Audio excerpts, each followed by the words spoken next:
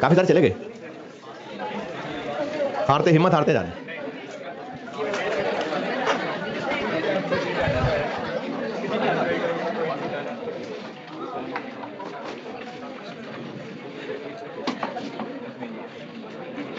Make और bye decisions, इनके लिए एक और नाम इस्तेमाल होता है, उसको आउटसोर्सिंग डिसीजंस भी कहते हैं।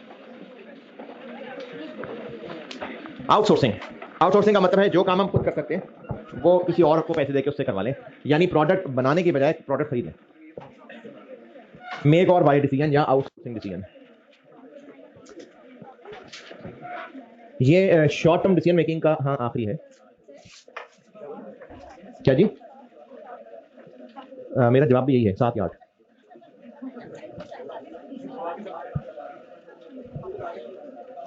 देखें कॉस्ट तो इंशाल्लाह आज की तारीख में खत्म करके ही जाऊंगा। आपकी जहां जितने बजे बस होती है आप जाते जाएं। और फिर मैंने वैसे एमएफए वालों को 8 बजे का टाइम दिया है, तो चलो इंतजार कर लेंगे वो लोग। हैं क्या बात समझ नहीं आई? पता नहीं क्या कौन था। हाँ हाँ तो कोई नहीं, 9 बजे तक इंतजार कर लेंगे, वो कोई मसला नहीं है जी। मेक और बाय डिसीजन,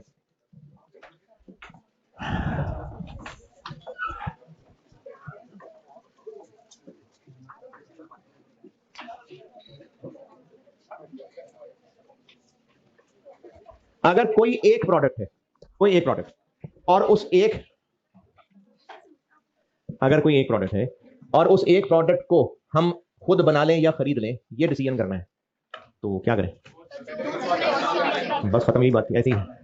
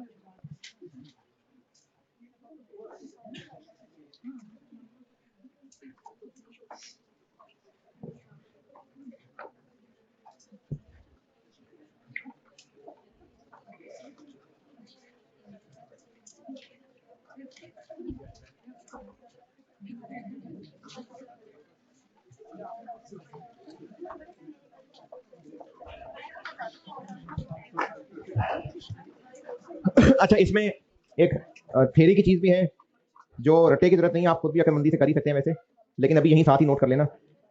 इसमें पूछा जा सकता है कि मेक और बाय डिसीजन करते हुए, ये तो हो गया ना फाइनेंशियल फैक्टर, यानी हमने ये फाइनेंशियली डिसाइड करना है।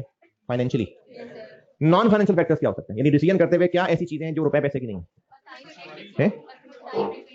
कस्टमर्स अगर हम खुद बनाएंगे तो कहीं टाइम ज्यादा ना लग जाए, क्वालिटी का फर्क आ जाएगा, फिर हम सप्लायर के ऊपर डिपेंडेंट हो जाएंगे, हमारी लेबर फ्री होगी तो वो नाराज हो सकती है, यानी ये वो फैक्टर्स हैं जो फाइनेंशियल नहीं है, तो इनको कहते हैं आउटसोर्सिंग डिसीजन के नॉन फाइनेंशियल फैक्टर्स। तो बुक में से आप इनको याद कर लेंगे तो अच्छी बात है। ये मैंने इस चैप्टर में हेडिंग 4.3 लिखी हुई है, रट्टा लगाने की जरूरत नहीं है, ये खुद भी लिख सकते हैं आप। हेडिंग 4.3, और अगर ये ना पसंद आए, आपको लगे ज्यादा है, तो ये पास में 2-3 दफा टेस्ट हुआ है, किसी एक का सोल्यूशन याद कर लें। आउटसोर्सिंग डिसीजन के नॉन फाइनेंशियल फैक्टर्स, वो इसमें थ्योरेटिकली पूछे जा सकते हैं। फिर इसके अलावा इसी चैप्टर के पहले पेज पे आए, इसी चैप्टर का पहला पेज, ये टाइप्स ऑफ रेलिवेंट और इररेलेवेंट कॉस्ट, ये कॉन्सेप्चुअली सब हो चुकी हैं बातें, सिर्फ उनको कुछ बुजुर्गों ने नाम दिए हैं बस। तो ये आपसे नाम लेके कोई 2-3 नंबर का सवाल पूछा जा सकता है कि इनमें डिफरेंशिएट कर दें, टाइप्स ऑफ रेलिवेंट और टाइप्स ऑफ इररेलेवेंट कॉस्ट। चलें, बस थ्योरी यही थी। सिंगल प्रोडक्ट, यानी किसी एक प्रोडक्ट से रिलेटेड डिसीजन करना है कि इस प्रोडक्ट को बनाएं या खरीद लें। एक ही सवाल है इसका और कर लेते हैं। स्प्रिंग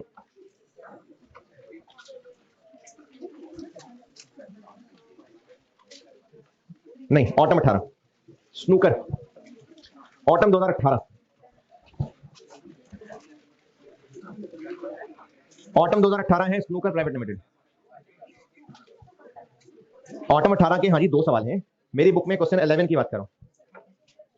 मेरी बुक में क्वेश्चन 11 स्नूकर प्राइवेट लिमिटेड,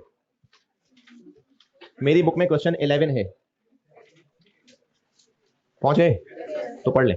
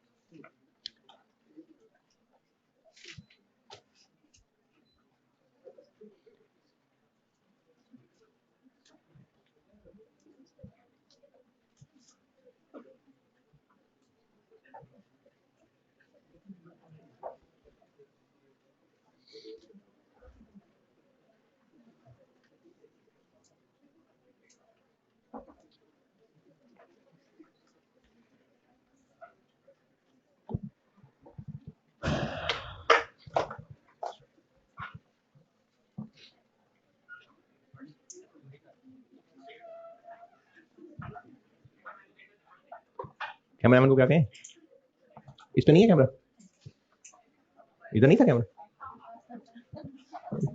तो इधर ही रहने देते यार।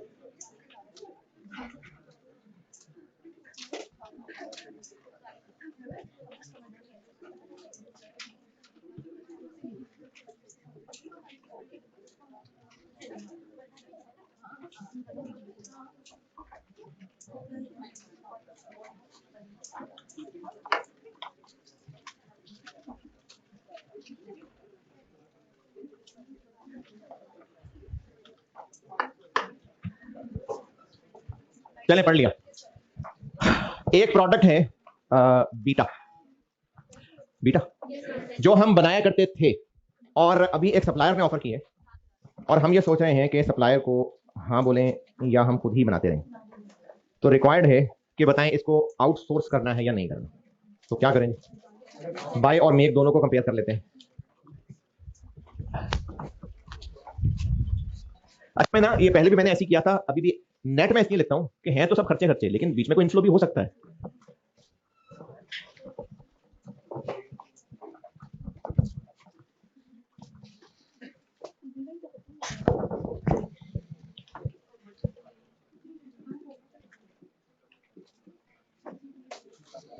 रुपीज मिलियन थाउजेंड, चले अब मिलियन कर लेते हैं, अब दिल कर रहा है मेरा रुपीज मिलियन, इंशाल्लाह मिलियन ही करेंगे। और एक है बाय ऑप्शन, बाय ऑप्शन कह लें या आउटसोर्स कह लें, एक ही बात है।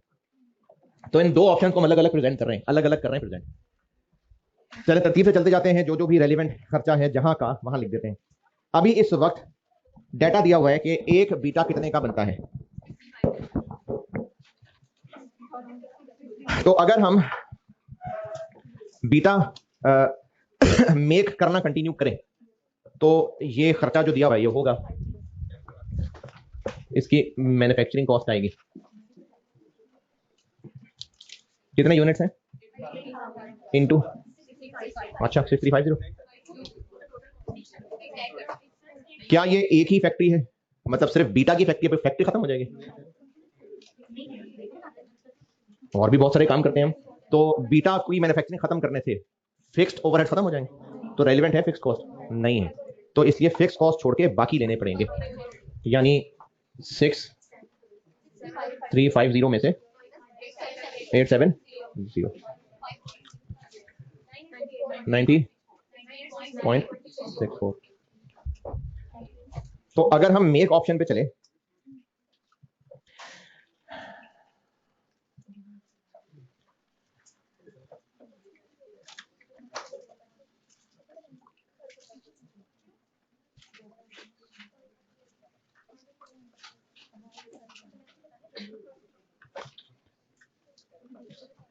जी अगर मेक ऑप्शन पे चले तो ये वाला खर्चा होगा, और अगर नहीं चले तो ये वाला खर्चा नहीं होगा। इसको यहां सेविंग दिखाना। और अगर बाय ऑप्शन पे चले तो क्या क्या खर्चा होगा, क्या क्या रेलिवेंट होगा। A supplier has recently offered कि वो हमें 7,000 रुपए का एक बीटा देने को तैयार है, तो परचेज कॉस्ट हमारी खर्च होगी कितनी? 18,000 इंटू 7,000, 126। अच्छा वो पिछली क्लास में मैंने एंड कंक्लूड नहीं किया था, प्रोडक्ट बी का भी बिल्कुल ए जैसा सॉल्व करेंगे, जिसमें सिर्फ 222 रुपए की जगह 195 आएगा, और उसकी जो वर्किंग की थी उसमें फिगर्स चेंज हो जाएंगी, और बाकी फिक्स कॉस्ट और प्लांट डेप्रिसिएशन वही रहेगी। फिर एंड क्या होगा, इन तीनों ऑप्शंस का जो नेट रिजल्ट है वो कंपेयर करेंगे, और मेरा ख्याल है मुझे ए याद पड़ता है, हाँ तो ए का सबसे ज्यादा था, तो हम ए की रिफाइनिंग को ऑप्ट करेंगे। अगर हम बाय ऑप्शन पे जाते हैं, अच्छा ये कैसे पता कि 18,000 बाय करेंगे? पहले पैराग्राफ में लिखा हुआ है कि करंट रिक्वायरमेंट इतनी है, तो बस इतनी है तो इतनी है। तो अभी हम अगर बनाते हैं तो ये मेक ऑप्शन, और अगर खरीद लें तो 18,000 इंटू 7,000। और क्या इसमें कुछ रेलिवेंट लग रहा है? पॉइंट नंबर 1, हम जब बीटा को मेक करना छोड़ देंगे जी,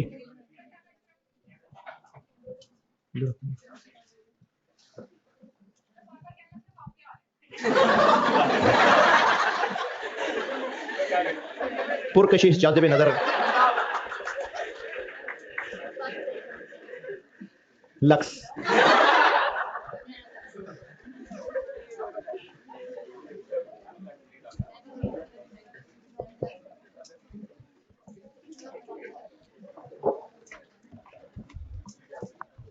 अगर अगर प्रोडक्ट, अगर हम बीटा बनाना छोड़ देंगे तो फैक्ट्री बंद कर दें, मजदूरों को सब निकाल दें?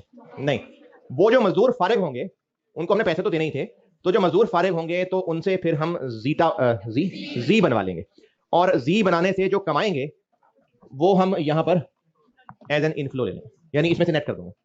तो जी से हम कमा कितना लेंगे?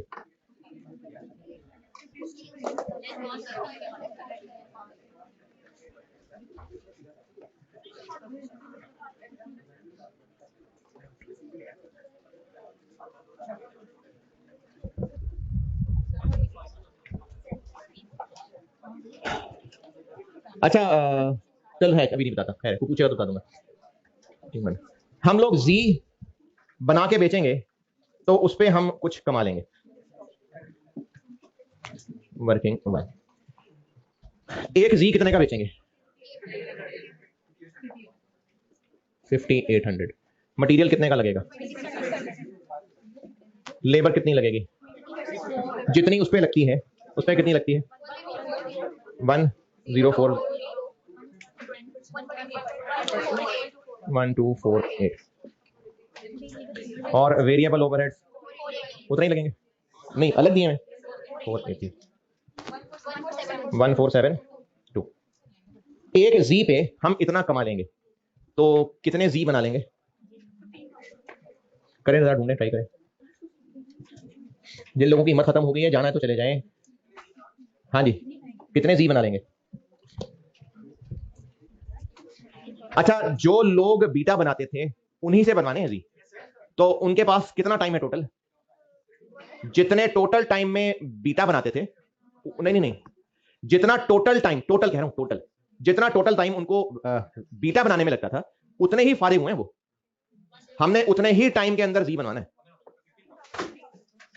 करें, बाकी भी ट्राई कर ले।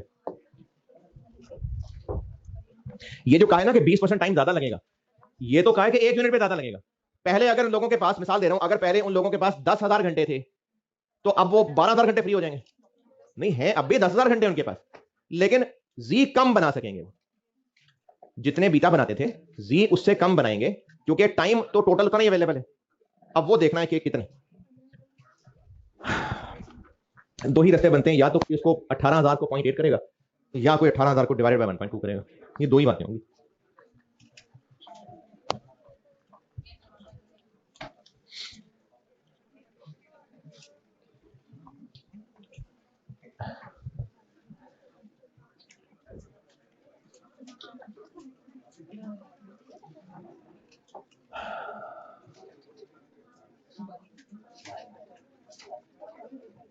हाँ जी, 15,000 कैसे 15,000?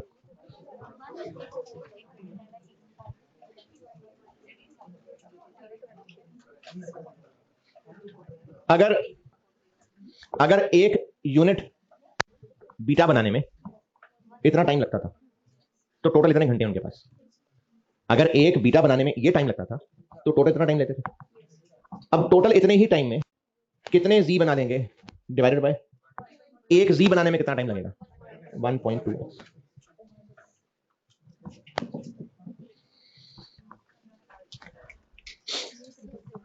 देखें एक यूनिट पे कितना टाइम लगता था पता नहीं, लेकिन जितना भी लगता था जी पे उससे 20% ज्यादा लगता है।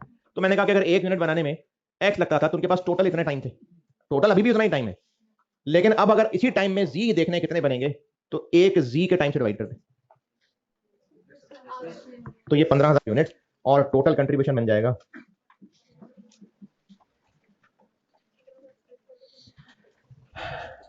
जी 0.08 मिलियन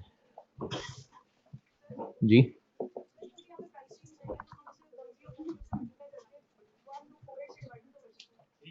दोबारा बोलिए। जी जी बिल्कुल ठीक है, बिल्कुल ठीक है। यदि आप उससे ये जो पर यूनिट दी हुई है और उससे आप लेबर कॉस्ट टोटल निकाल लेंगे और फिर उसको डिवाइड करेंगे इससे तो नंबर ऑफ यूनिट्स आ जाएंगे। बिल्कुल ठीक है।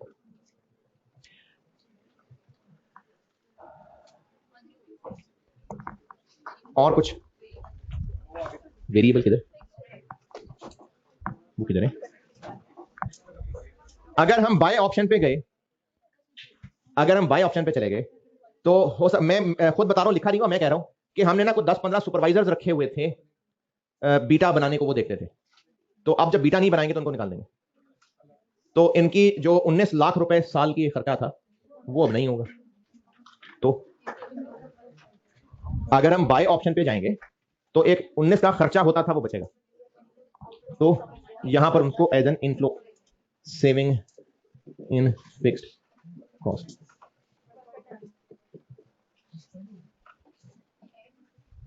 ये मैंने खर्चे लिखे हुए ना, तो इसलिए इस इनकम को नेट कर दिया 10। तो कंक्लूजन क्या हुआ? अगर आपको ब्रैकेट और विदाउट ब्रैकेट देख के कंफ्यूजन हो रही है तो ये ले, मैं खर्चे से डिफरेंशिएट करने के लिए बस ब्रैकेट लगाया था।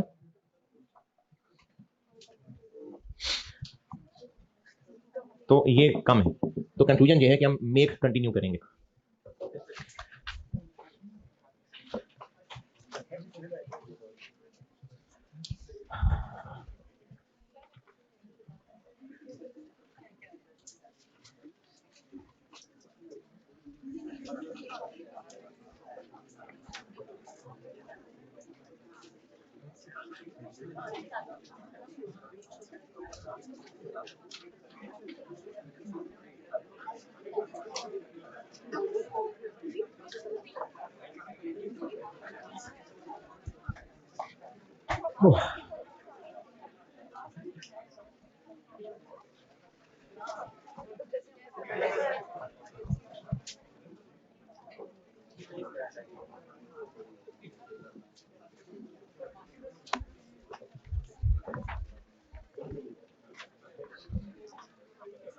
मल्टीपल प्रोडक्ट्स का डिसीजन।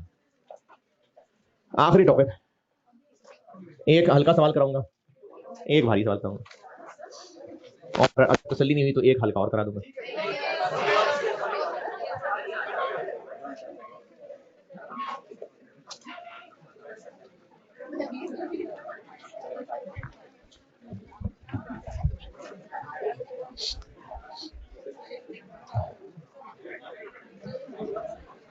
बल्कि मगरिब पढ़ के करते हैं ये क्लास, मतलब ये चल रही है, चले मगरिब पढ़ने पर कंटिन्यू करते हैं। अगर एक ही प्रोडक्ट अगर एक ही प्रोडक्ट मेक और बाय का डिसीजन करना है तो कैसे करें, जैसे भी किया था। और अगर दो प्रोडक्ट्स का करना है जैसे पहले किया था वैसे ही 2 दफा कर लें, दोनों का अलग अलग कर लें। और 3 प्रोडक्ट्स है, तीनों का अलग अलग करते हैं। तो मसला क्या है? मसला यह है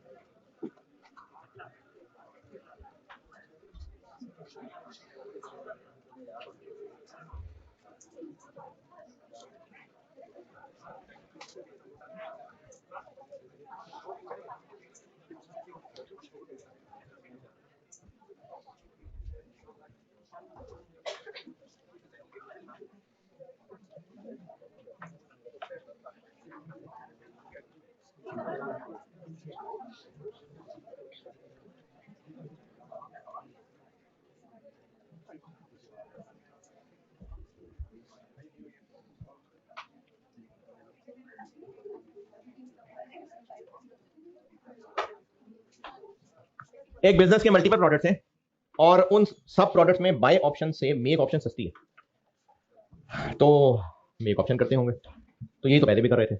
लेकिन प्रॉब्लम यह है कि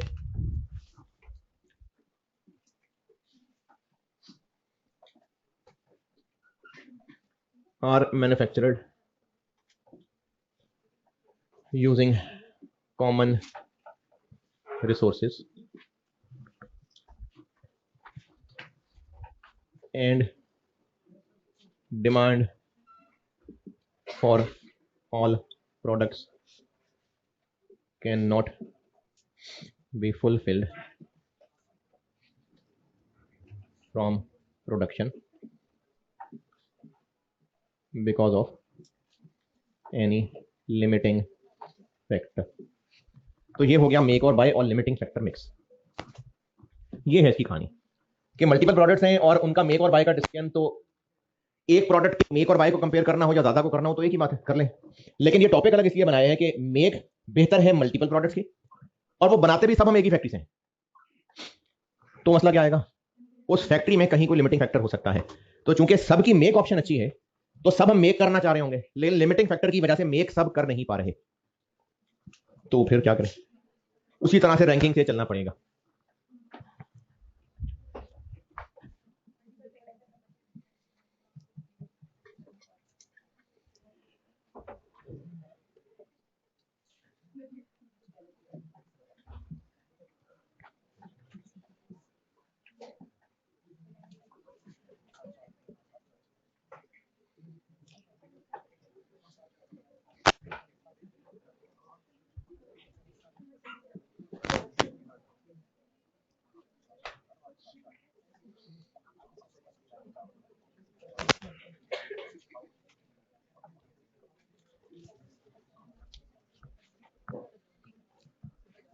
ये मैंने कहानी लिखी है कि अगर एक बिजनेस मल्टीपल प्रोडक्ट्स बनाता है जिनकी मेक कॉस्ट सस्ती है बाय कॉस्ट से, तो बिजनेस बाय नहीं करता, मेक करता है।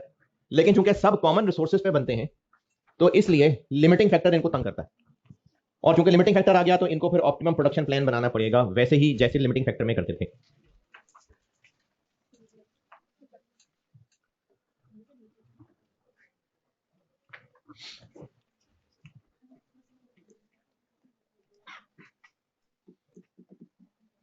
तो फिर इसमें डिसीजन मैकेनिज्म जो होगा, यहां तक लिख लें फिर बताता हूं। है क्या करूं? हाँ क्यों? नहीं राइटिंग बुरी लगी? यहां तक लिखें, फिर यहां तक लिख लें।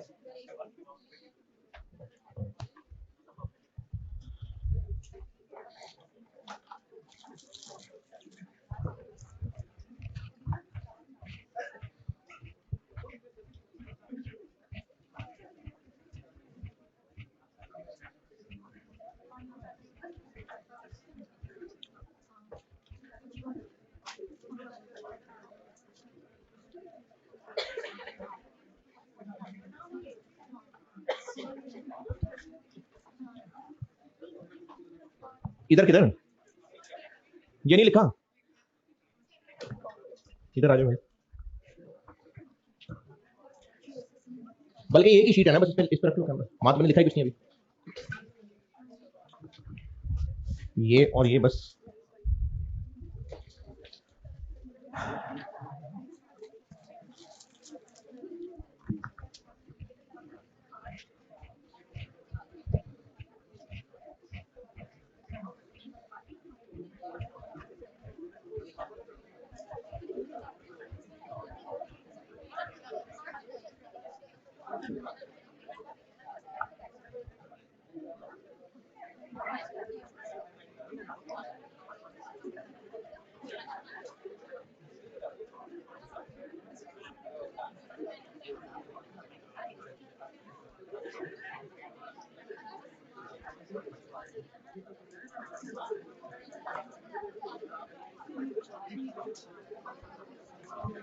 चले लिख लिया।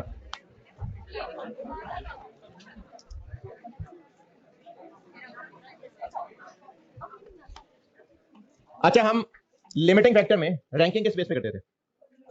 कंट्रीब्यूशन की बेस पे, कंट्रीब्यूशन की बेस पे। और कंट्रीब्यूशन है सेल में से वेरिएबल खर्चे माइनस। अगर प्रोडक्ट ए 40 का बिकता है, प्रोडक्ट बी 50 का बिकता है, और ये बनता है 30 का, ये बनता है 35 का, और अगर लेबर आर 1 ईच ही है तो बेहतर है। लिमिटिंग फैक्टर मैम ऐसे करते थे। फिक्स कॉस्ट क्यों नहीं लेते थे? क्योंकि प्रोडक्ट ए बनाए या बी बनाए, फिक्स कॉस्ट तो होती रहेगी। और हम कंट्रीब्यूशन इसलिए लेते थे क्योंकि अगर ए नहीं बनाएंगे तो नहीं बिकेगा, नहीं बनाएंगे तो ये खर्चा नहीं होगा। दोबारा बोल रहा हूं, हम कंट्रीब्यूशन इसलिए लेते थे, फिक्स कॉस्ट इसलिए नहीं थी क्योंकि ए बनाए या बी बनाए फिक्स कॉस्ट तो लगेगी। लेकिन ये दोनों 10 यानी ये दोनों इसलिए ले लेते थे, नहीं बनाएंगे तो 30 खर्च नहीं होगा, नहीं बनाएंगे तो सेल नहीं होगी।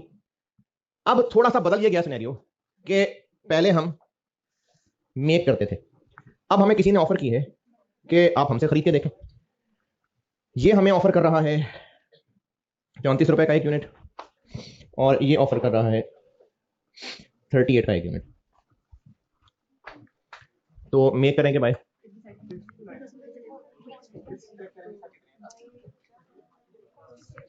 मेक करेंगे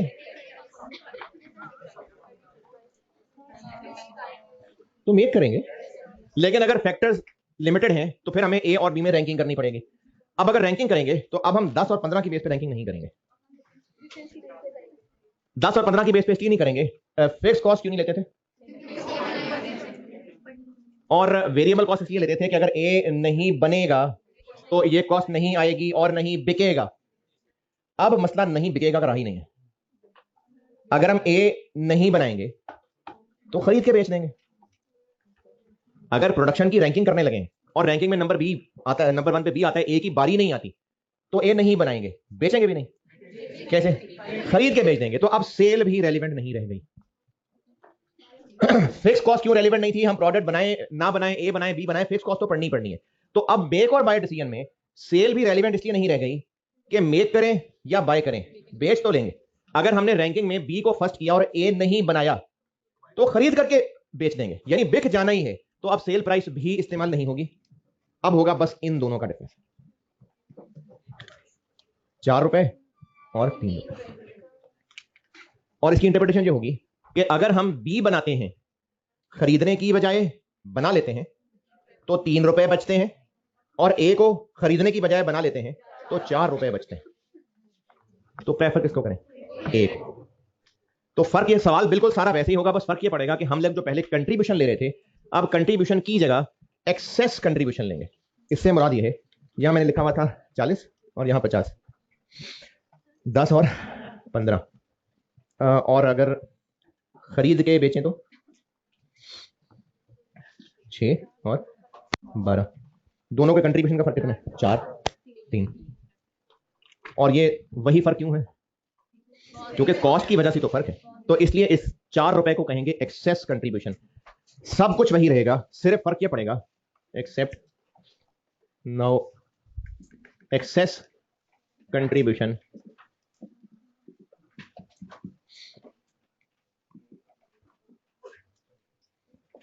मेक करने की एक्सेस कंट्रीब्यूशन यूज होगी इंस्टेड ऑफ कंट्रीब्यूशन, यानी अब कंट्रीब्यूशन नहीं यूज होगी, एक्सेस कंट्री, जहां जहां हम सवाल में कंट्रीब्यूशन ले रहे थे वहां बस एक्सेस कंट्रीब्यूशन आ जाएगी, बाकी सब वैसे ही होगा। बल्कि ये डिसीजन मैकेनिज्म मैंने क्यों लिख दिया, ऑप्टिमम प्रोडक्शन प्लान ऐसे बनेगा, ऑप्टिमम प्रोडक्शन प्लान अब ऐसे बनेगा, सब कुछ वैसे ही है, सिर्फ कंट्रीब्यूशन पर यूनिट की जगह एक्सेस कंट्रीब्यूशन पर यूनिट आ जाएगी, बाकी सारा सवाल वैसे ही है।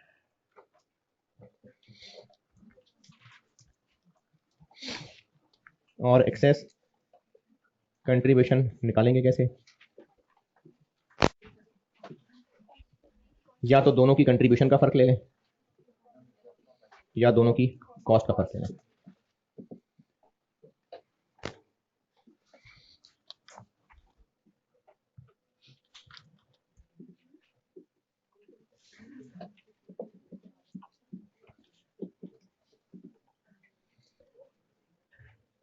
और सवाल करने के एतबार से एक चीज अगर और याद रख लें तो ज्यादा आसान हो जाएगी कि जो पहले लिमिटिंग फैक्टर में हम सेल प्राइस लिखते थे उसकी जगह परचेज प्राइस लिख देंगे, सवाल सब वैसे ही होगा, मकसद है दोनों की डिफरेंस लेना ना, तो इसलिए हम ऐसे याद रख लेते हैं कि जैसे पहले सवाल में सेल प्राइस लिखते थे माइनस वेरिएबल कॉस्ट, अब सेल प्राइस की जगह परचेज प्राइस लिख देंगे। इसलिए मैंने आपसे परसों वो एक सी प्रोडक्ट का सवाल था उसमें सेल प्राइस की जगह परचेज प्राइस लिखने को कहा था, वो ये वजह थी।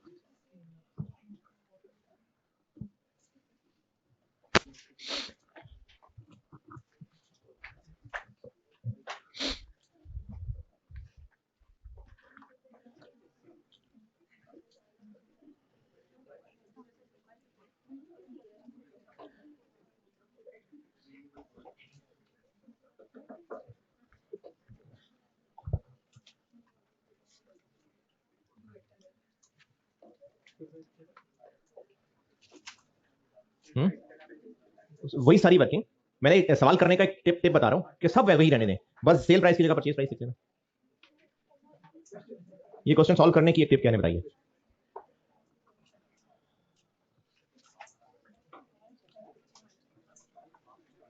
अच्छा एक बात जो मैंने भी बोली थी, अगर आप ऐसी नॉलेज के लिए अपने अल्फाज में लिख लेंगे तो अच्छी बात, मैंने कहा था कि सेल प्राइस अब नहीं है रेलिवेंट, क्योंकि हम जो मेक नहीं कर सकेंगे वो हम खरीद के बेच देंगे, यानी जो एनुअल डिमांड या मंथली डिमांड है वो पूरी हम बाय करके कर लेंगे।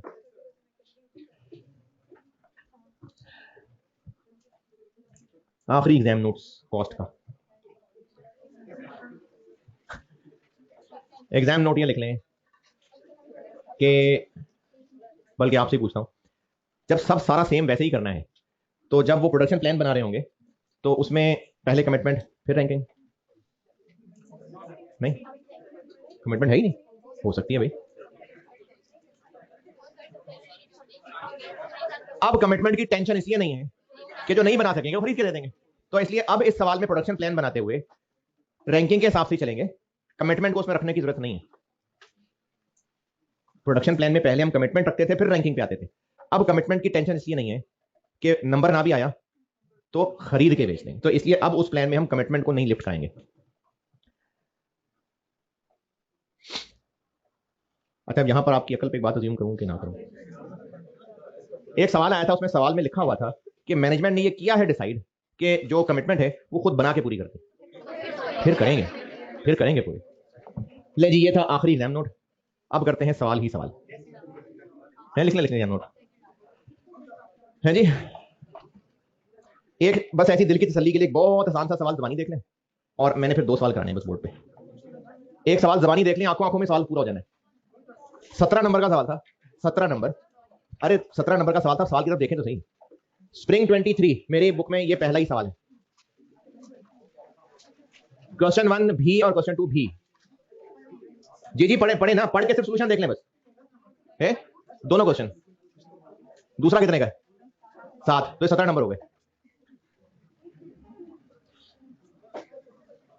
मेरी बुक में क्वेश्चन 1 और क्वेश्चन 2 दोनों जबानी देख लें बस, स्प्रिंग 23 अटेम्प्ट के 2 सवाल है, स्प्रिंग 23 अटेम्प्ट के ये दोनों सवाल हैं, दोनों जबानी जबानी देख लें, बहुत है, 17 नंबर मुफ्त में बांटना चाह रहा था एग्जामिनर,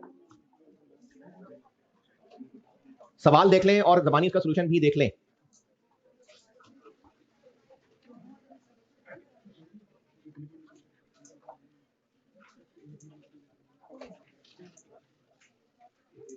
स्प्रिंग 23 अटेम्प्ट का सवाल है। मेरी बुक में क्वेश्चन 1 है और क्वेश्चन 2 है, दोनों कहीं है देखने को जी।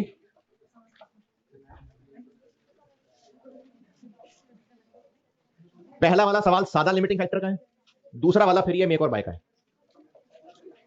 अरे देख तो ले भाई। नहीं यार नहीं, सोल्यूशन भी।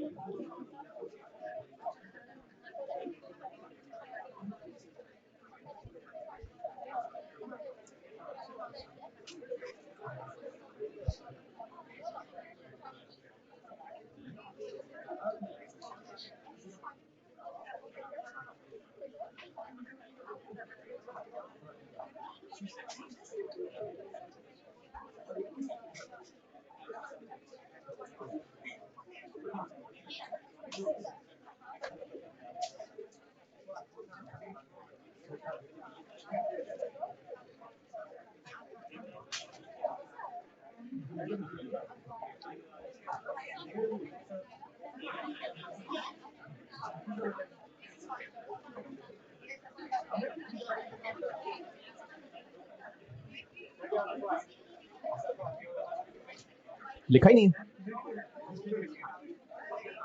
नहीं यार।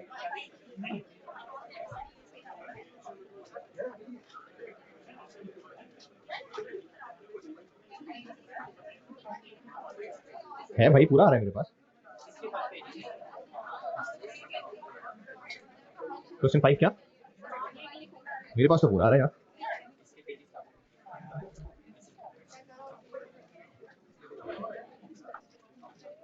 अरे छोटा सा सवाल था यार।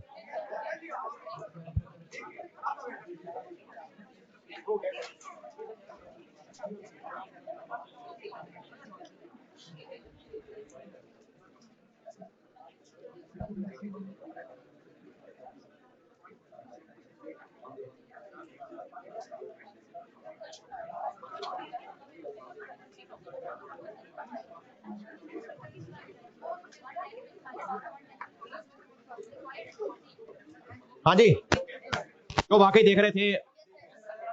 डन। 17 नंबर। चले एक करते हैं आसान सवाल, एक करते हैं तगड़ा सवाल।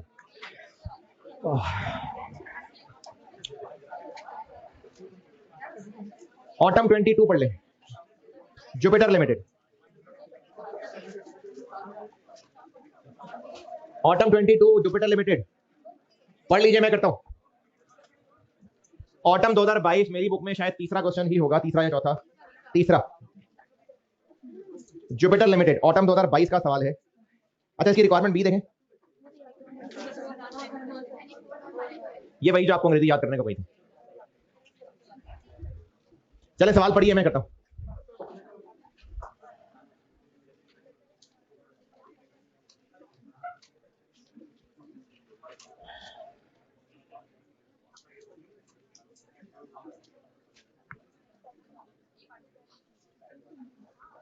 अच्छा, रिक्वायरमेंट में वो ए गलती से लिखा गया है। ए तो पूरा वाला शुरू से चल ही रहा है। रिक्वायर्ड में ए और बी आ रहा है, तो रिक्वायर्ड के साथ ए काट ले। रिक्वायर्ड के नीचे 2 पॉइंट्स है ना, ए और बी, तो ए काट दे। ए पूरा पॉइंट नहीं काट दें, जस्ट अल्फाबेट ए काट दें, क्योंकि पार्ट ए है, ये सारा ऊपर से चल रहा था। चलो खैर, कुछ नहीं, इतना बड़ा टेक्निकल मसला नहीं है, खैर है। आप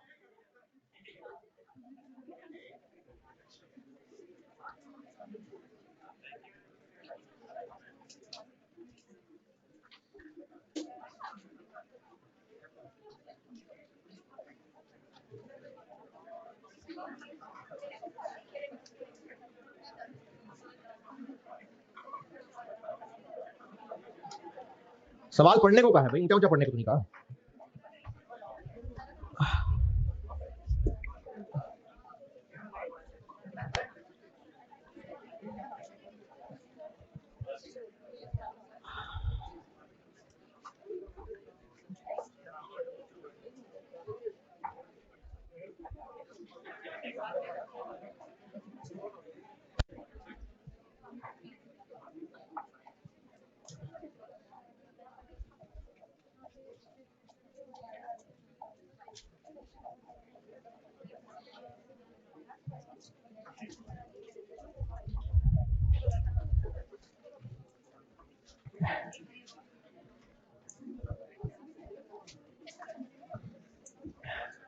सवाल पढ़ने को कहता हूं तो पढ़ा करें ना यार सवाल। जी जी बोले।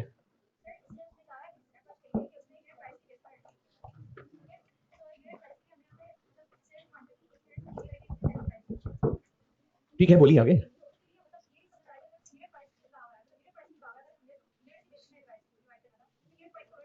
हमने करना क्यों था, पहली बात तो ये फिक्स कॉस्ट है, इसको हमने बांटना क्यों है? फिक्स्ड कॉस्ट को बांटना है कंट्रीब्यूशन निकालने के लिए। हमने कंट्रीब्यूशन निकालनी है ना। अच्छा,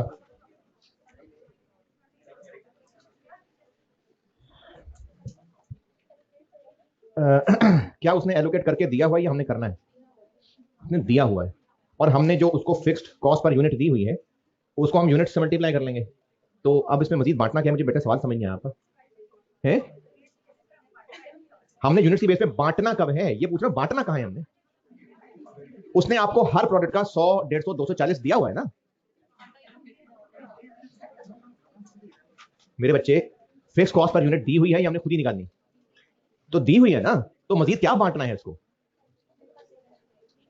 अच्छा, पहले अभी वाला सवाल पढ़ लेना, फिर दोबारा और करके पूछना जो पूछना है। ऑटम 22 कैसे पता मेक और वाई का सवाल है? लास्ट पैराग्राफ में हमें एक ऑफर है, और उसने रिक्वायरमेंट भी पूछी है कि बताएं हम प्रोडक्शन कौन कौन सी करें और खरीदें क्या क्या। तो ये मेक और बाय का सवाल है। नहीं नहीं मानने का दिल करना तो कर लेते हैं सॉल्व भाई। Autumn 22 Jupiter limited, limiting factor क्या लग रहा है अवेलेबल?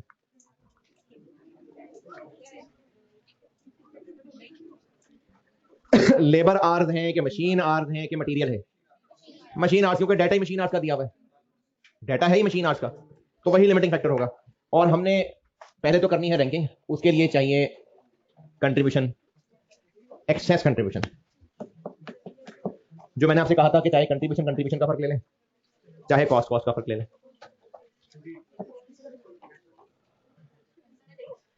किसी का भी फर्क यूज कर सकते हैं। क्या है L1 L2 L3 है।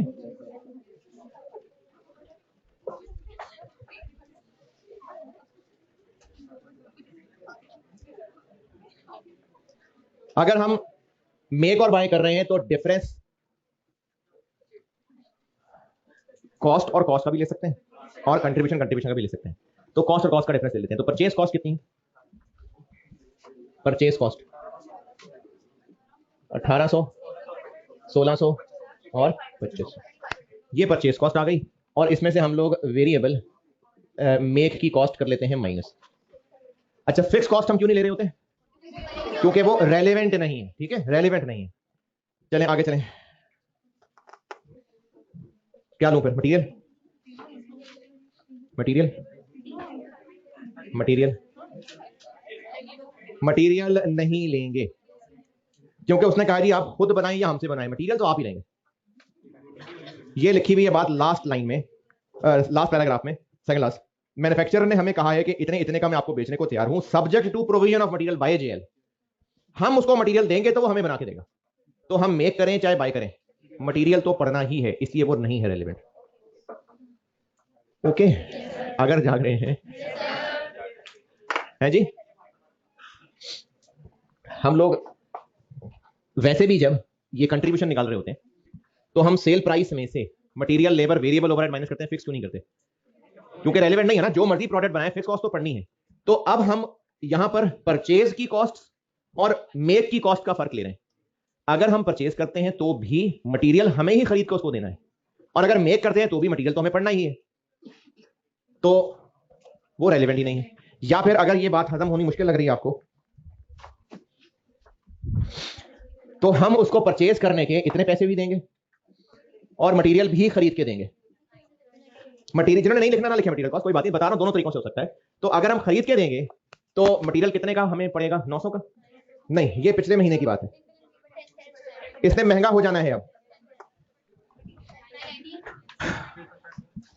पिछले साल वाले को महंगा कर लें, 990, 660, 1100। तो हमारी परचेज करने की कॉस्ट ये पड़ेगी हमें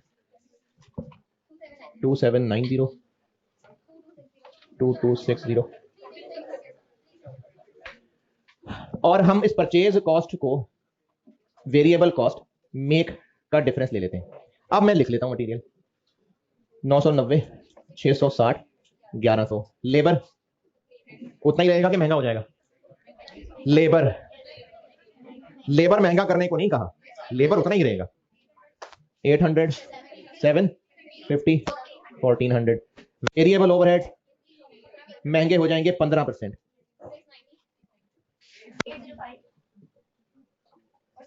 69। तो वेरिएबल कॉस्ट मेक की बन गई 2080, 2215, 2480, 31। और हमने एक्सेस कंट्रीब्यूशन लेना है इन दोनों का फर्क। तो एक्सेस कंट्रीब्यूशन बन गई 310,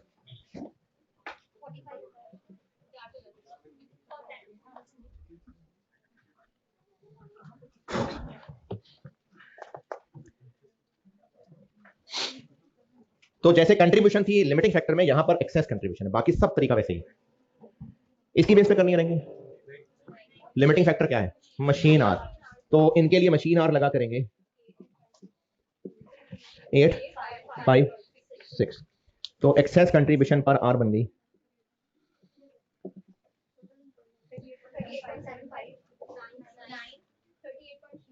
0.3, this divided by this। हाँ जी, ये लाल वाली लाइन नजर नहीं आ रही तो खुद ही कर लें कैलकुलेट। ये नीली लाइन नजर आ रही है, ठीक है, ये ब्लैक लाइन आ रही है। नीली लाइन नजर आ रही है तो उसके नीचे मैंने मशीन आवर्स लिखे हैं पर यूनिट जो सवाल में दिए हुए हैं। रैंकिंग किस बेस पे करते हैं? कंट्रीब्यूशन पर लिमिटिंग फैक्टर ना, तो इसमें लिमिटिंग फैक्टर मशीन आवर्स है। कैसे पता मशीन आवर्स है? क्या पता लेबर आवर होते हैं? भाई दिए ही मशीन आर है तो मैंने वो मशीन आर लिखे हैं जो टेबल में दिए हुए हैं, और इसको इससे डिवाइड करके एक्सेस कंट्रीब्यूशन पर आर लिखी है। और रैंकिंग क्या बनी? ये फर्स्ट है, ये सेकंड है, ये third.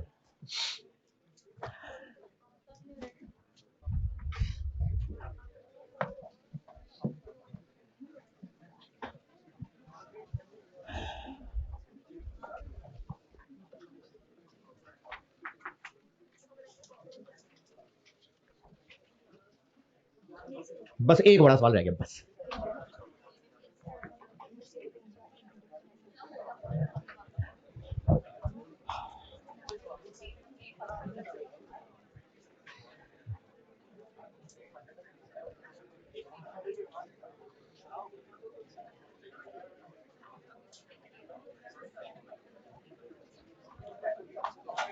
Ranking done, production length, product units और मशीन आवर्स रिक्वायर्ड और बैलेंस।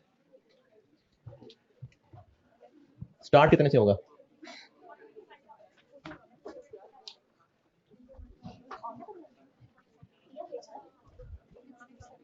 टोटल मशीन आवर्स कितने अवेलेबल हैं?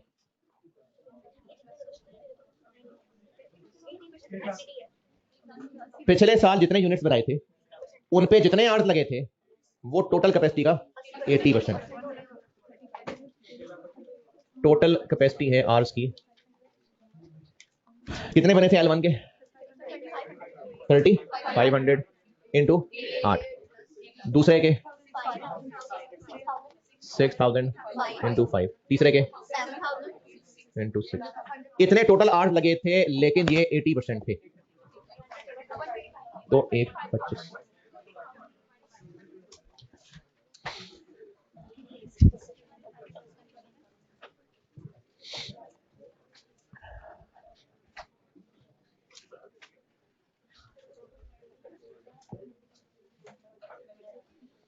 जी हाँ, ये कहां लिखा है? अगर हम लोग लिमिटिंग फैक्टर और प्रोडक्शन ना कर सके तो बाय पे जा रहे हैं, तो प्रोडक्शन पहले पूरी तो चेक कर लें कितनी होती है। ये तो मतलब अंडरस्टूड बात है, ये लिखा कहीं नहीं हुआ। अगर हमने ये फैसला करना है कि आप प्रोडक्शन और नहीं कर पा रहे तो चलो बाय पे चलते हैं, तो प्रोडक्शन टोटल कर तो दे कितनी कर सकते हैं, इसलिए टोटल कैपेसिटी। ये बाकी भी 80% से क्यों क्रॉस किया, कैसे पता पूरी कैपेसिटी यूज होगी? क्योंकि हम मैक्सिमम प्रोडक्शन, क्योंकि प्रोडक्शन में ही तो फायदा है, प्रोडक्शन करने में बाय से ज्यादा फायदा है, तो हम करेंगे प्रोडक्शन, और जब मजीद खत्म कोई गुंजाइश नहीं रहेगी तो बाय पे जाएंगे, तो इसलिए टोटल कैपेसिटी। ये तो कॉन्सेप्ट ही सारा यही है इस लिमिटिंग फैक्टर मसले का। अपने पे जुल्म ना करें, जिसने जाना है चला जाए। सिर्फ अपने इर्द गिर्द के लोगों की वजह से मत बैठे रहें कि वो ताने मारेंगे।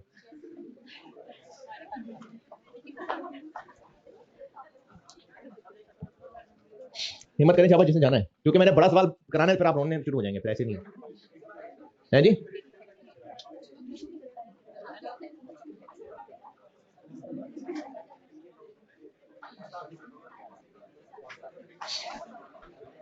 पहले कौन सा बनाना है? L3। कितनी डिमांड है? नहीं, एक्सपोर्ट नहीं करना।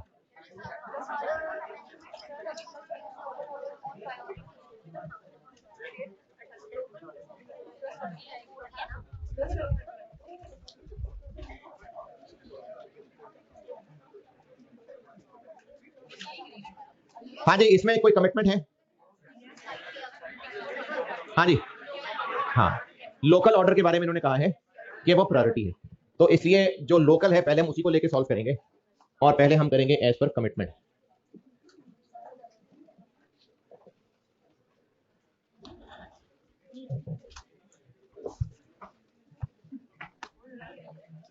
अगर ये लाइन ना लिखी होती तो फिर हम कमिटमेंट के हिसाब से सॉल्व ना करते। L1 35, L2 6000, L3 7000। L1 पे कितने लग जाएंगे? 28,000। L2 पे 30,000। L3 पे कितने रह जाएंगे? 25,000। अब आएंगे हम रैंकिंग पे। ये इसकी जरूरत नहीं पड़ी थी सॉरी। अगर उसने लोकल ऑर्डर की कमिटमेंट ना, यानी ये ना कहा होता कि पहले हमने लोकल ऑर्डर प्रोड्यूस करने हैं, तो फिर हम डिमांड दिस प्लस एक्सपोर्ट करते, फिर उसके बाद सॉल्व होता।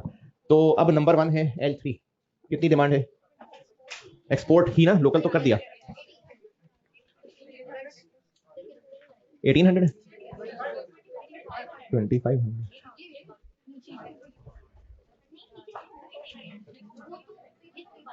1800 है 1800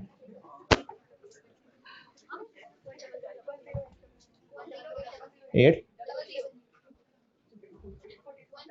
1 4 दूसरा नंबर L1, लेकिन पहले चेक कर लें बनेंगे कि नहीं बनेंगे। बन जाएंगे कितने?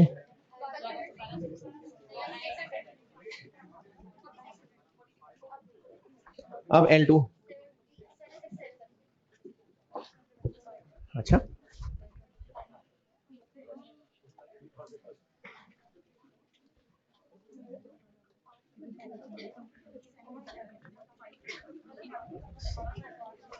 4600 डिवाइडेड बाय 920।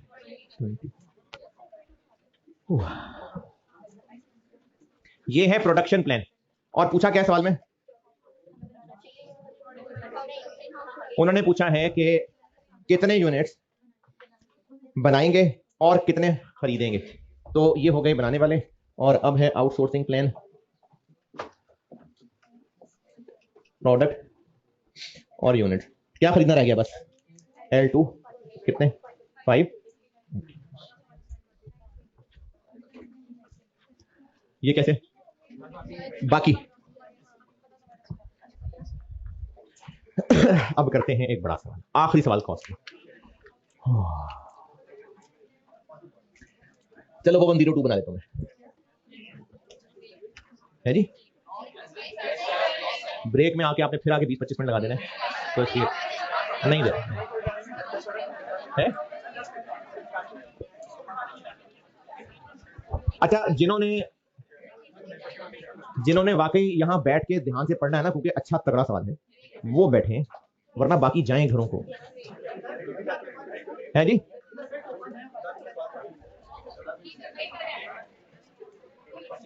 चले 101 बस।